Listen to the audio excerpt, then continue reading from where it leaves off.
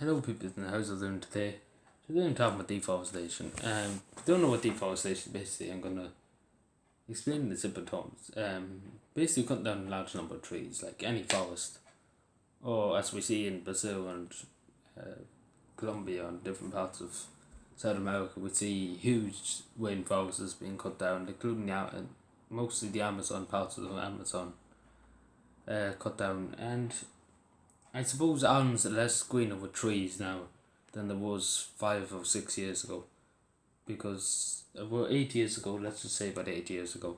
Because when I was growing up, there's loads and loads of trees, lush, luxury trees that were there for hundreds or hundreds and hundreds of years.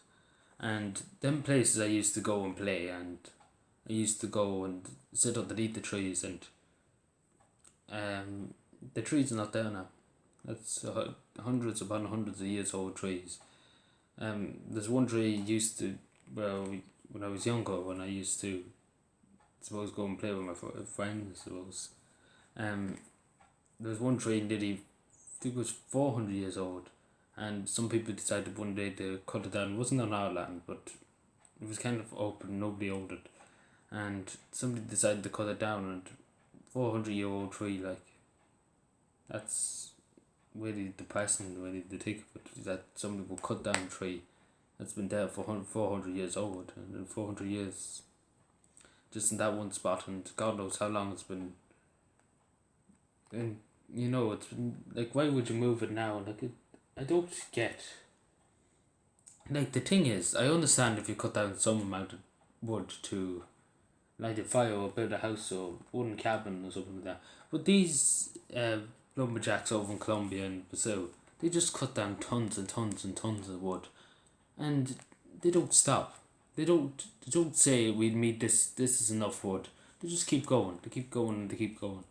And the worst thing about South American countries and other countries, at least in this country, they have a tiny bit of carbon. Not that much carbon, but they have a tiny bit of carbon. As soon as they cut down one tree, they're going to put another tree, plant another tree, which is a great idea. But over when, as we see in Brazil and all that, they just cut, and it's not really right, to be honest with you. Like we have no judgment of what nature could push us back to do, I suppose, because nature always will get the better of any of us, and will always, I suppose, get us back for what we done to the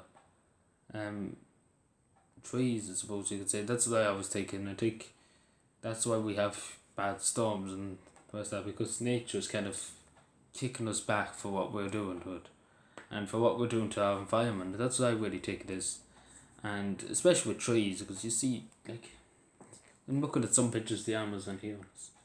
It's just not right. It's really just not right. It looks like a war zone. I say even the nuclear bomb is supposed to look better, because it's just dead. Everything in the photos are just dead.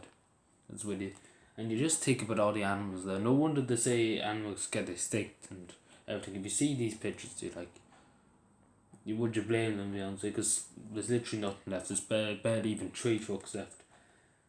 Like, I wish the world would just have the tiny bit of cop on, and just like, I understand why you have to cut down trees to keep yourself warm and all that.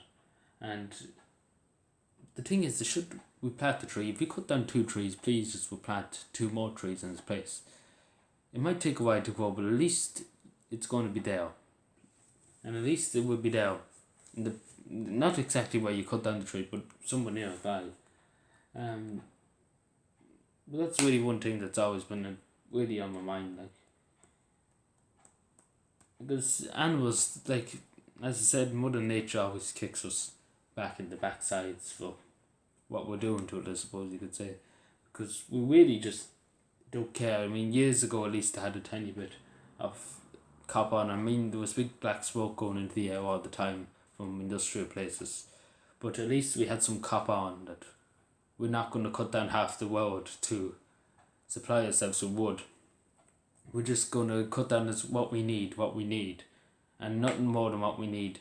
I suppose it was kind of, we're not going to take more than we need. That's really the thing. And I wish people just get that sense of mind. And I wish log motors cutters and all that, but just get that.